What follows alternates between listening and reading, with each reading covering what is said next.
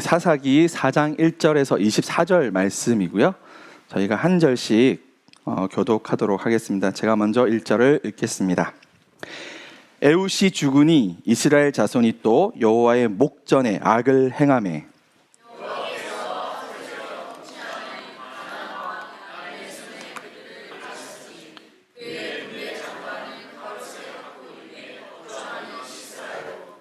야빈 왕은 철 병거 900대가 있어 20년 동안 이스라엘 자손을 심히 학대했으므로 이스라엘 자손이 여호와께 부르짖었더라.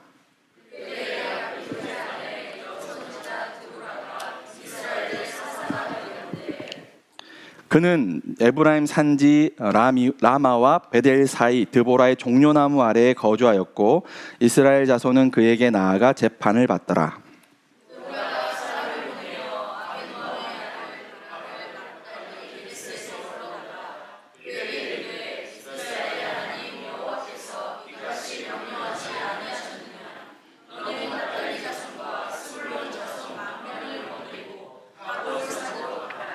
내가 야빈의 군대 장관 시스라와 그의 병거들과 그의 무리를 기송강으로 이끌어내게 이르게 하고 그를 내 손에 넘겨주리라 하셨느니라.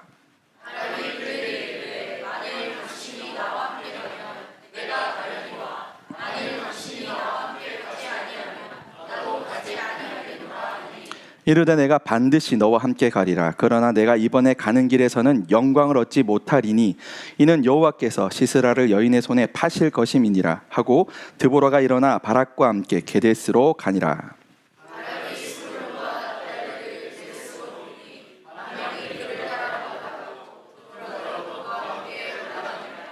모세의 장인 호밥의 자손 중 겐 사람 헤벨이 떠나 게데스에 가까운 사아난님 상수리 나무 곁에 이르러 장막을 쳤더라.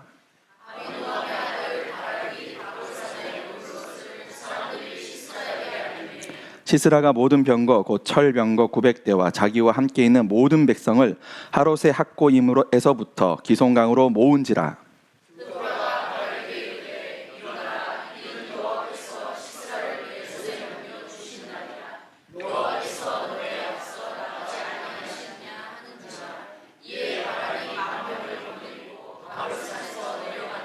여호와께서 바락 앞에서 시스라와 그의 모든 병거와 그의 온 군대를 칼날로 혼란에 빠지게 하시매 시스라가 병거에서 내려 걸어서 도망한지라.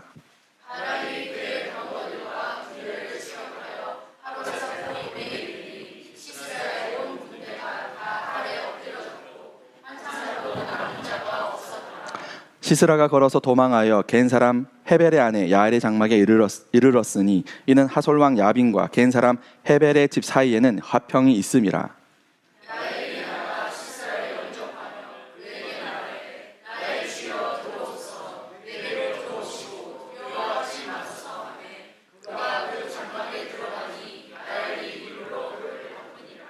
시스라가 그에게 말하되 청하노니 내게 물을 조금 마시게 하라. 내가 목이 마르다 하매 우유 부대를 열어 그에게 마시게 하고 그를 덮으니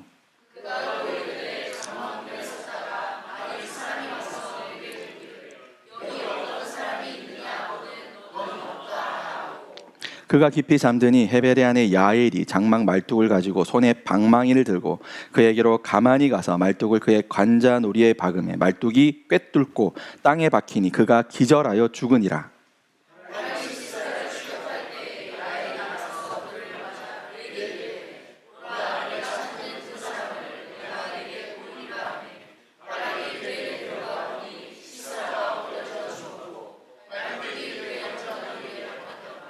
이와 같이 이날에 하나님이 가나안 왕 야빈을 이스라엘 자손 앞에 굴복하게 하신지라. 이스라엘 자손의 손이 가나안 왕 야빈을 점점 더 눌러서 마침내 가나안 왕 야빈을 진멸하였더라. 아멘. 말씀 전하기 전에 잠깐 기도하겠습니다. 주님, 사사기 강해를 통해서 저희가 사사 시대를 되돌아보고 인간의 역사의 길이, 하나님의 길이 그 사사기를 통해서 드러나게 하시고 오늘날 우리가 어떻게 살아야 할지를 깨닫게 알게 하여 주옵소서. 사사기를 암흑의 시대라 이야기합니다. 그러나 그 지금과 같이 암흑의 시기랄지라도 참된 왕이신 예수 그리스도를 우리가 믿고 알고 더 깊이 알아가고 그분을 바라고 원하고 소망할 때 우리의 삶은 빛으로, 소망으로, 하나님의 나라로 아름답게 변화될 것을 믿습니다. 오늘 말씀을 통해서 깨달아 더욱더 그러한 삶을 누리는 우리 모두가 되게 하여 주옵소서. 예수님의 이름으로 기도하옵나이다. 아멘. 청년부 헌신 예배에 또 공교롭게 사사 드보라, 여선지자 드보라에 관해서 말씀을 나누게 되었습니다. 어떤 연관성이 있는지 저도 좀 궁금한데요. 먼저 사사기 전체적인 맥락을 저희가 좀 이해하려면 성경 전체의 어떤 큰 숲을 좀 우리가 이해할 필요가 있을 것 같습니다. 사사기 2장 8절에 보면 여호와의 종 눈의 아들 여호수아가 110세의 죽음에 라는 말씀이 있고요. 10절에 보면 그 세대 사람도 다 그 조상에게로 돌아갔고 그 후에 일어난 다른 세대는 여호와를 알지 못하며 여호와께서 이스라엘을 위하여 행하신 일도 알지 못하였더라. 이렇게 말씀하고 있습니다. 다른 세대라는 단어가 있고요. 그 다음에 이 세대는 여호와를 알지 못했다라고 이야기를 하고 있습니다. 그런데 정말 몰랐을까? 정말 하나도 몰랐을까? 백지창처럼 되었을까? 아마 그 말은 아닐 거예요. 왜냐하면 여전히 선지자들이 있었고 또한 계속해서 사사들이 등장을 합니다. 제사장도 물론 있었겠죠. 그러니까 이스라엘 백성들이 하나님을 지식적으로 또는 역사적으로 알고 있었으나 그 알고 있는 하나님을 삶으로 경험해 내지 못한 세대가 바로 이 사사시대의 세대가 아닌가 그런 생각을 합니다. 우리도 교회를 다니는 것과 우리의 믿음을 가지고 삶의 현장에서 신앙생활을 하는 것이 좀 차이가 나지 않습니까? 사실은 어쩌면 우리가 예수님을 믿는다고 말하면서 우리의 삶의 현장에서는 믿음 없는 자처럼 세상 사람들과 전혀 다를 바 없이 우리가 살아가고 있다면 아마 이 사사기 2장 10절에서의 다른 세대와 뭐가 다를까? 혹시 우리는 내가 예수님을 믿고 있다는 생각을 믿고 있진 않은지, 또는 내가 예수님을 믿고 있다 말하지만 그것이 나의 삶과 무관해 있지 않은지 우리는 되돌아 보아야 할 것입니다. 사사기 17장 6절에 보면 그때 이스라엘에 왕이 없었으므로 사람마다 자기 소견에 옳은 대로 행하였더라 하고 사사기를 마무리하고 있는데요. 이스라엘에 정말 왕이 없었을까요? 여러분, 이스라엘은 굉장히 독특한 나라이고 유일무이한 나라였습니다. 세상과 전혀 다른 정치 시스템을 가지고 있었어요. 모든 메소포타미아 지역뿐만이 아니라 우리가 알고 있는 인간의 모든 역사는 다 사람이 왕노릇하고 있었고요. 그 왕노릇하는 사람을 Son of God, 신의 아들이라 칭하였습니다.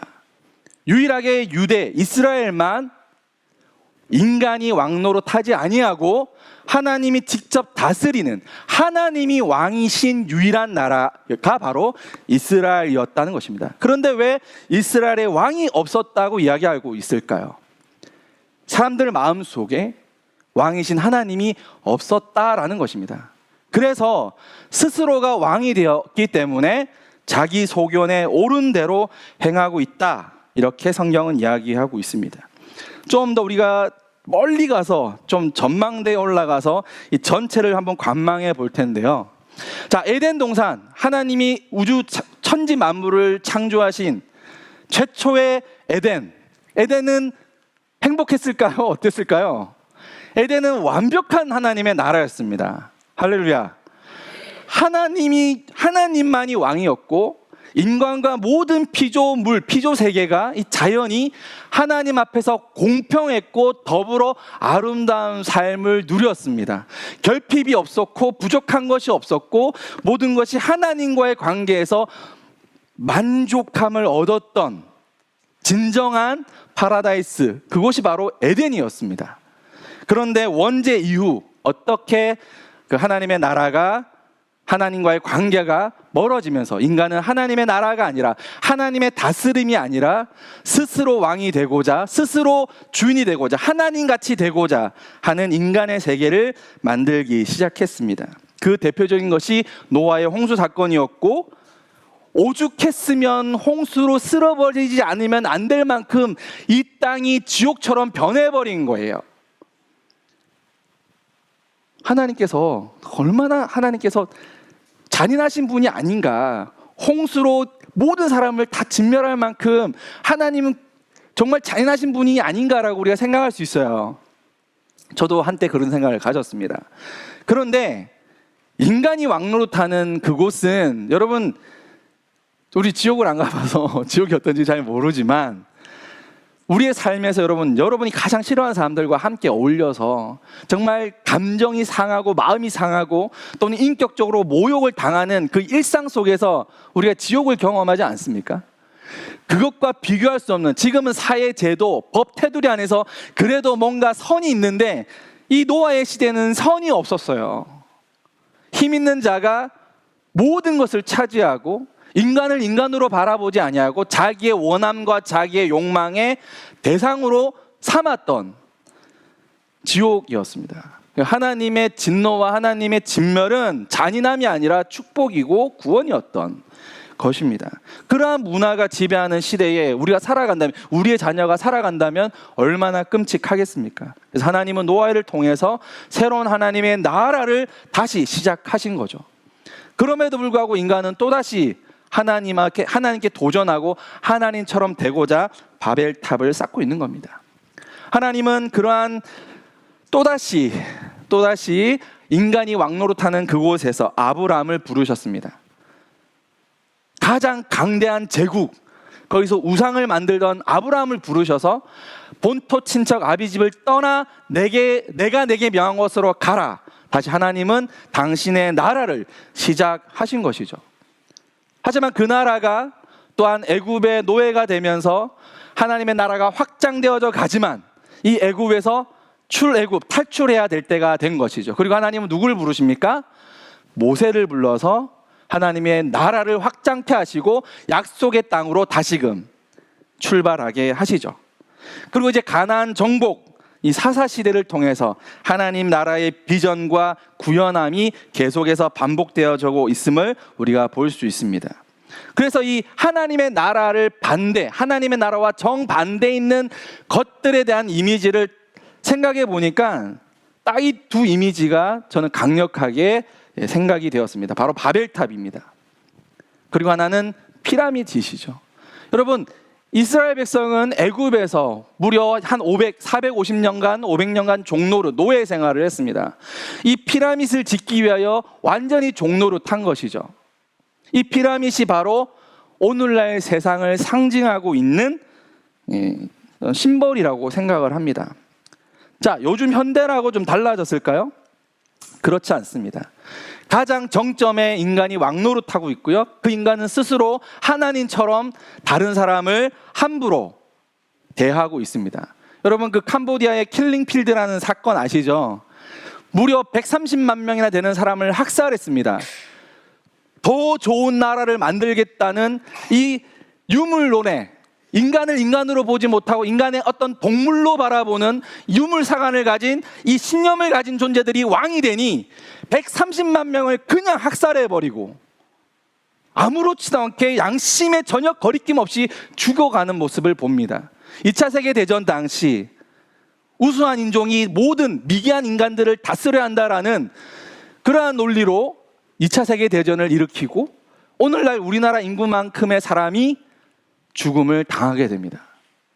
하나님이 없는, 신이 없는 존재는 스스로 왕이 되고 스스로 신이 되는 사람이 얼마큼 잔인해질 수 있는지를 우리는 이러한 과정을, 역사를 통해서 우리는 배우게 되는 것이죠.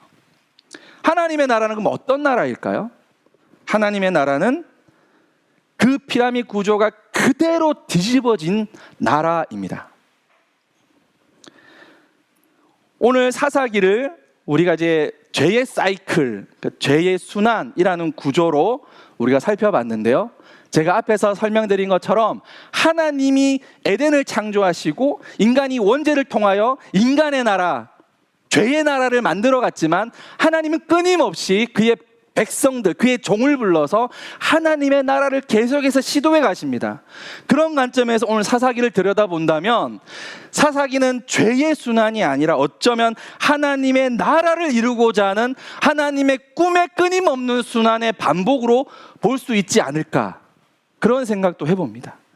죄에 중점을 두고 사사기를 볼 것인가, 하나님의 나라, 하나님의 꿈을 이루어가는 과정에 중점을 두고 사사기를 바라볼 것인가, 그의 관점에 따라서 우리가 여러 가지 다양한 교훈을 얻을 수 있을 것입니다. 저는 꿈의 순환으로 좀 보고 싶습니다. 비록 인간은 끊임없이 실패합니다. 사사기는 끊임없이 실패하는 우리들의 모습을 잘 보여주고 있습니다. 그렇지만 하나님은 심판주로 우리를 혼내시기 위하여 심판을 하시는 게 아니라 하나님의 나라를 바로 세우기 위해서 끊임없이 일하고 계시는 그 하나님을 발견하기를 소망합니다. 이제 드보라 이야기를 한번 같이 해볼게요. 드보라 이야기는 굉장히 드라마틱하고 이 스토리텔링의 거의 정수를 그대로 보여주고 있습니다. 도입부가 있고요, 문제가 발생하고 절정에 이르고 문제가 해결되는 기승전결의 과정을 잘 보여주고 있습니다. 먼저 도입부에서는 사사기 4장 1절에서 3절, 바로 에웃이 죽음. 아까 우리가 처음에 사사기 2장에 보면 누구의 죽음이 나오죠? 눈의 아들 여호수아의 죽음. 그 이후에 다른 세대가 일어났고 하나님을, 여호와를 알지 못했지 않습니까? 사사 에웃이 죽자 똑같은 일이 반복되고 있습니다. 여전히 그들은 예배를 드렸습니다. 여전히 하나님을 부르짖었고 여전히 그들은 하나님께 제사를 드렸습니다. 그럼에도 불구하고 그들은 하나님 목전에 죄를 범하는, 악을 행하는 자들이었습니다. 여호와를 경외하지 않았던 거죠. 종교적 행습은 남았으나 마음속 깊이 하나님을 경외함을 잃어버린 무서운 세대가 등장한 것입니다. 오늘도 한국교회가 굉장히 커지고 화려해지고 수없이 많은 사람들이 교회로 몰려가고 수없이 많은 돈을 들여 정말 멋진 예배를 드리고 있지만 우리 한국 사회는 어떻습니까? 여호와를 경외하고 다른 사람을 존중하고 나보다 못한 일을 위하여 희생하고 그 희생을 기뻐하고 불편을 자초하는 그리스도인들이 얼마나 될까요? 여호와를 경외한다는 것은 불편함을 나의 소명으로 여기는 것이 여호와를 경외하는 것입니다. 예수님이 십자가를 자기의 소망, 자기의 소명으로 여긴 것처럼 우리도 불편함이, 나의 소비된 아픔이, 그 사랑이란 단어가 우리의 소명일 때 여호와를 경외하는 삶이 될 줄 믿습니다. 가나안 왕 야빈, 하나님께서 그 야빈을 들어서 이스라엘에게 또 한 번의 하나님의 나라를 세우기 위하여 그들을 책망하시고 교훈하시고 교육하기를 시작하십니다. 그러자 사사기 4장 4절에서 7절을 보면 여선지자 드보라가 사사로 부름을 받습니다. 그런데 이 사사기를 보면 여성이 사사가 되었다라는 것에 대하여 사회적 분위기를 전혀 이야기하고 있지 않아요. 만약에 여성이 사사가 되는 것이 만약에 사회적으로 문제였고 그 시대의 문제였다면 어떻게 여자가 사사가 되느냐, 어떻게 그럴 수 있느냐라는 뉘앙스의 어떠한 글이 있어야 되는데, 제가 말씀드리는 게 그거예요. 이스라엘은 달랐습니다. 여러 다른 모든 나라들은, 그 당시 고대 사회는 여성을 사람 취급하지 않았어요. 그런데 이스라엘은 드보라뿐 아니라 모세의 누나가 이름 뭐죠? 미리암. 미리 아는 미리암. 미리암이 여선지자로 또 세움을 받지 않습니까? 그러니까 그리고 또 출애굽할 때 유다 백성들, 이스라엘 백성들만 출애굽한 게 아니에요. 이교도를 섬기던 모든 노예들, 이방 민족의 모든 노예들이 함께 더불어 출애굽한 사건 잘 아시지 않습니까? 그들은 유대인이 아니더라도, 이교도이더라도 그들은 모두 유대인의 한 가족으로 그들을 받아들입니다. 차별이 없는 것이 바로 모두가 하나님의 다스림 앞에 공평해지는 것이 하나님의 나라였고, 이스라엘은 그러한 나라를 구현해 가고 있었던 것입니다. 그러므로 사사가 여자를 사사로 세워도 그것이 큰 문제가 되지 않는 유일무이한 나라, 그것이 바로 이스라엘이었던 것입니다. 드보라는 선지자였고 사사였습니다. 선지자는 하나님의 말씀을 대언하는 자고, 사사는 다스리는 자고, 군대 장관이었고 행정적으로 다스리는 치리자였습니다. 성경에는 이러한 사람이 단 3명이 등장합니다. 바로 모세가 선지자였고 사사였습니다. 그리고 드보라가 있고, 그리고 사무엘이 있습니다. 드보라의 역할이 이 성경에서 차지하는 그 비중이 얼마나 중요한지 우리가 알 수 있는 대목입니다. 그리고 사사기 4장 8절에서 10절에 보면 이제 바락이라는 장군이 등장을 하죠. 좀 그 군사적으로 좀 힘이 있는, 지략이 있는 사람으로 보입니다. 하지만 이 바락은 그 드보라, 하나님이 드보라를 통해 하신 말씀에 대하여 온전한 믿음을 가지지 못해요.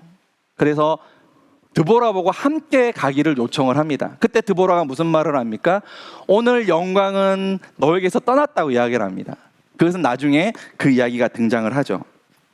자, 드디어 사사기 4장 11절에서 16절에 보면 기송강에서의 어마어마한 전쟁의 장면이 연출됩니다. 물론 4장에서는 되게 간단하게 이야기하고 있지만 5장에서 좀 더 자세하게 설명하고 있는데요. 기송강강에서 대승을 거두고 있는데 그 부분은 좀 뒤에 설명을 하기로 하고요. 사사기 4장 17절에서 23절 모든 문제가 해결됩니다. 시스라가 죽음으로 말미암아, 야빈이 전멸함으로 말미암아 이 드보라의 이야기는 끝을 맺고 있습니다. 하나님께서 드보라를 통해서 사사 드보라를 세우시고 이 기송강에서 놀라운 대승을 이끄시고 그 시스라와 야빈의 손에서 이스라엘을 건져내시는 줄 믿습니다. 자, 그런데 드보라 이야기에서 우리가 3가지 정도의 교훈을 한번 같이 찾아볼 텐데요. 여성 사사, 아까 말씀드렸듯이 아마도 이 당시 이스라엘은 하나님의 나라를 구하고 만들어 가고자 하는 그 과정 속에 있었기 때문에 그렇게 다른 나라에 비해서 차별이 없는 사회이지 않았을까. 그리고 종려나무 아래 드보라가 사람들을 재판했다라는 말이 있잖아요.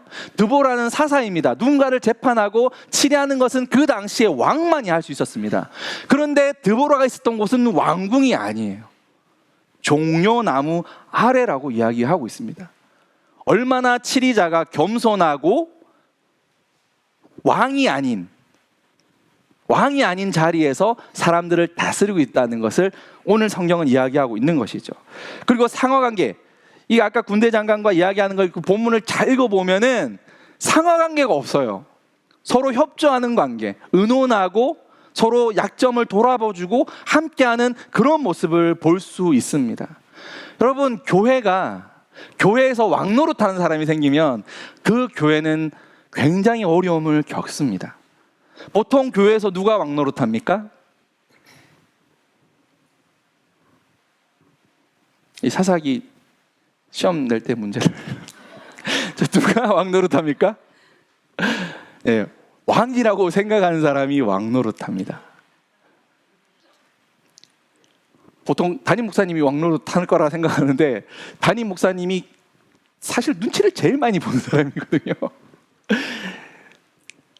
성금을 제일 많이 한 사람이 왕노릇할 수 있다고 생각하지 그렇지도 않아요.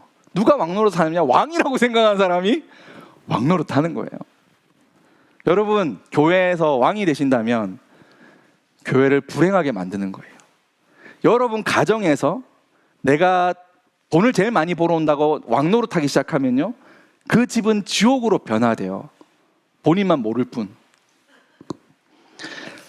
권력과 명예, 부귀를 탐하지 않는 드보라, 여성사사 드보라의 모습을 발견할 수 있습니다. 또 누가 왕인가? 자, 철병거 900대, 탱크 900대라고 보시면 돼요. K9 자주포, 어마어마한 병거. 그때 철기 문화는 이 사람들만 갖고, 그 당시에 이들이 갖고 있었기 때문에 사실은 이스라엘은 게임이 안 되는 거예요. 10만 명이 모여도, 생각을 해보시오. 10만 명이 모여도 탱크 한 대를 못 이겨요. 근데 그 탱크가 무려 900대가 있습니다. 그리고 그 당시 가나안의 여러 왕들이 연합하여 군대를 일으켰기 때문에 이건 뭐 끝난 거예요. 전쟁을 할 수가 없습니다. 그런데 하나님께서 기송강으로 그들을 이끌어내시죠. 그 당시에는 건기예요. 비가 많이 안 오는 곳입니다. 비가 많이 안 올 때예요. 근데 기송강에서 어떤 일이 벌어집니까? 하나님이 천둥을 치고 비를 내리셔가지고 철병거가 다 진흙에 잠기게 만드십니다. 여러분, 탱크가 지금 현대전에서도 우크라이나전에서도 우리가 뉴스를 보고 아셨겠지만 탱크가 이제 진흙에 빠지거나 물에 빠지면은 꼼짝을 못해요. 밥이죠. 그때부터는 하나님께서 직접 이 전쟁에 참여하셔서 하나님이 얼마나 대단하고 위대하신 분인가를 증명하고 계신 겁니다. 누가 왕입니까? 하나님이 왕이십니다. 하나님께서 천둥과 비로 무력화시켰다함을 우리가 기억하셔야 되고요. 오늘날도 마찬가지예요. 오늘날도 영적 전쟁의 시대입니다. 우리 젊은 분들 사회에 나가서 직장에 나가면 끊임없이 갈등과 여러 가지 어려움으로 힘겨워하고 있지 않습니까? 그게 직장에서만 그러면 상관이 없는데 가정으로 돌아오면은 부모와 자식 관계에서, 부부 관계에서 우리 끊임없이 갈등하고 전쟁하고 서로 다투고 상처받습니다. 안 해도 될 말 한마디 괜히 했다가 상처 주고요. 안 해도 될 행동 괜히 했다가 일주일간 서로 말 안 하고 그렇게 지냅니다. 그것이 마치 인생인 것처럼 우리가 그렇게 사는 건 어쩔 수 없는 것처럼 그렇게 살아가요. 과연 그럴까요? 여러분, 하나님 안 믿으십니까? 아니요. 우리는 그 전쟁에서 승리해야 합니다. 우리가 그 전쟁에서 승리하려면 어떻게 해야 될까요? 세상의 방법, 심리적으로 상담을 받으면 될까요? 아니요. 하나님 앞에 경외하는 자로 엎드리면 승리하는 줄 믿습니다. 하나님의 성령이 우리 가운데 역사하세요. 우리가 말씀에 믿고 저 남편 내가 그냥 주님이 사랑하라고 하니까 내가 진짜 한다 할 때 성령이 역사하신다니까요. 그 끌어오르던 그 화가 그냥 없어져요. 없어진다니까요. 그리고 갑자기 눈에 하트가 생겨요. 기적이 일어난다니까요. 할렐루야. 제가 농담하는 게 아니에요. 이거는 현실이고 실제이고 지금 일어나는 일들입니다.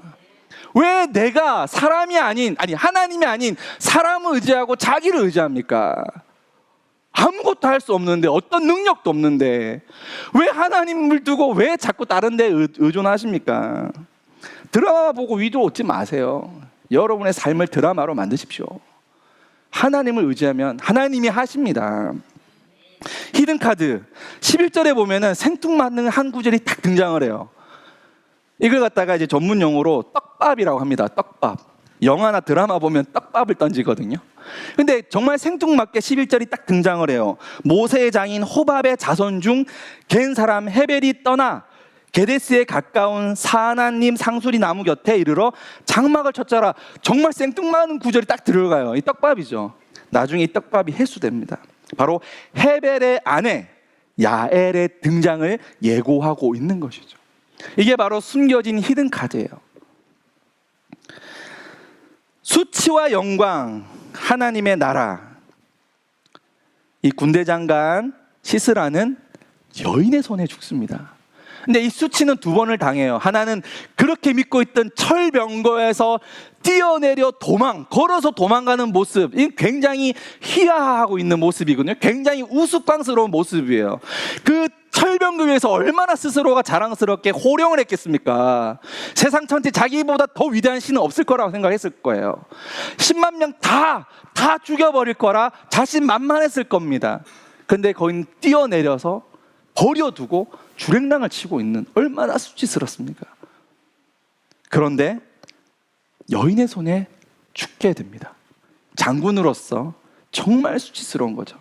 그리고 그 장군을 죽인 야엘, 이 여인이 그 영광의 수혜자가 됩니다.